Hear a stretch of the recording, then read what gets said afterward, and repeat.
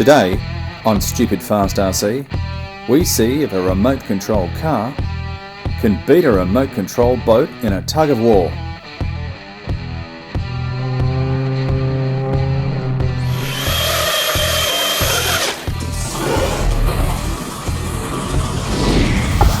Hi, I'm Tom from StupidFastRC. Today we're doing boat versus car.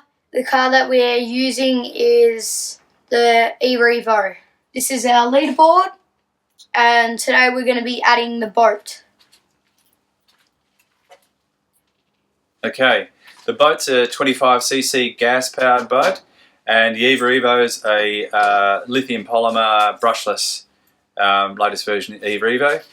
And yeah, let's see how we go. What are we doing next week? I think. Oh, it's a surprise. Hang on, hold this. Right, that's a JATO 3.3, and we're going to be versing another JATO 3.3. What do you suppose that is? This is not about the cars, this is about the drivers. And so next week we're going to see who's the best driver out of Thomas and I by using the same cars. See you next week. Oh, this is going to be funny.